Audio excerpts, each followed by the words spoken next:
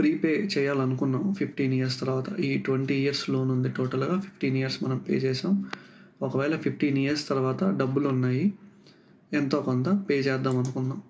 ఒకవేళ పే చేయాలనుకుంటే మనం సెకండ్ ఇయర్‌లో పే చేస్తే చాలా హ్యూజ్ ఇంపాక్ట్ ఉంటది. అదే ఫస్ట్ ఇయర్ మాత్రమే పే చేసుంటే 79,016 రూపీసు. కానీ ఇంట్రెస్ట్ పే చేసింది మటుకు 3.37 లాక్స్.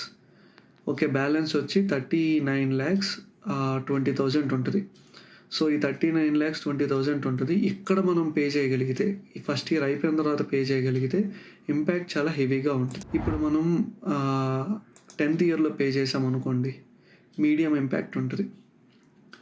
ఎందుకంటే ఆల్మోస్ట్ ఇంట్రెస్ట్ ఇది సేమ్‌గా ఉంటది ప్రిన్సిపల్. సో, మీరు పే చేసిన తర్వాత ఇంపాక్ట్ అంత ఎక్కువగా ఉండదు. అంటే టెన్యూర్ తగ్గటం పెద్ద ఏం ఉండదు. మీరు అలానే 18 ఇయర్స్ తర్వాత ఏమన్నా పే చేశారు అంటే అసలు పే చేసినా చేయకపోయినా ఒకటే. సో, ఒక ఎగ్జాంపుల్ కేస్ తీసుకుందాం. ఇక్కడ సేమ్ 40 లాక్స్. మనం ప్రీపే చేస్తే ఏమవుతదంటే ప్రీపేమెంట్ లేకుండా మనం పే చేసే ఇంట్రెస్ట్ వచ్చి 43,31,000. ప్రీపేమెంట్‌తో మనం పే చేసిందొచ్చి 26,78,000. సో, ఇక్కడ మనం ఆల్మోస్ట్ 16.5 లాక్ మనం సేవ్ చేసాం. అంటే 5.2 ఇయర్స్ రెడ్యూస్ అయింది. ఈఎంఐ అలానే ఉంచి టెన్యూర్ రెడ్యూస్ చేసుకుందాం అనుకుంటే తగ్గించుకుంటాను. ఇయర్స్ తగ్గించిన 20 ఇయర్స్ మాత్రమే ఉంచుతాను అంటే ఇది ఆ పద్ధతి. సో, 240 మంత్స్ అంటే 20 ఇయర్స్. మీరు చూస్తే మనం సేవ్ చేసింది పెద్ద ఎక్కువ లేదు ఇక్కడ. ఈఎంఐ ఎంత రెడ్యూస్ అవుతుందంటే 4,339 రూపీస్. అంటే 34,741 నుంచి 4,339 వచ్చి రెడ్యూస్ అవుతది. కానీ నెంబర్ ఆఫ్ ఇయర్స్ మటుకు సేమ్ 20 ఇయర్స్‌గానే ఉంటాయి. సో, టోటల్‌గా మనం సేవ్ చేసిందొచ్చి 5,41,000.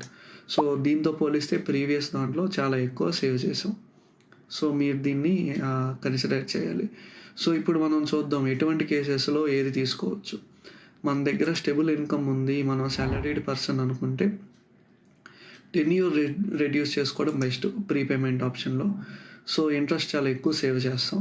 లేదు బిజినెస్ పర్సన్‌ని, లేదు నా దగ్గర మనీ చాలా అన్‌సర్టైన్‌గా ఉంటది. ఎప్పుడు ఉంటాయో తెలీదు, ఎప్పుడు ఉండవో తెలీదు. నాకు క్యాష్ ఫ్లో ఎక్కువ కావాలి. నా చేతిలో డబ్బులు ఎక్కువ ఉండాలి అనుకుంటే అప్పుడు ఈఎంఐ రిడక్షన్ ఆప్షన్ పెట్టుకోవాలి. అంటే 34,000 కాస్త తగ్గుతది. 29,000 దాకా వెళ్తది. ఇప్పుడు ఇంకొక కేస్ చూద్దాం.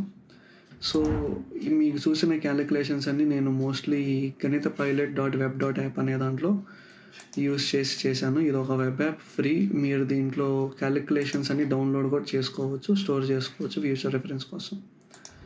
సో, మరిన్ని వీడియోస్ కోసం సబ్స్క్రైబ్ చేయండి. ఈ వీడియో మీకు నచ్చితే లైక్ చేయండి. మీ ఫ్రెండ్స్‌తో, ఫ్యామిలీతో షేర్ చేయండి. Thanks for watching. Thank you so much. ఉంటాను.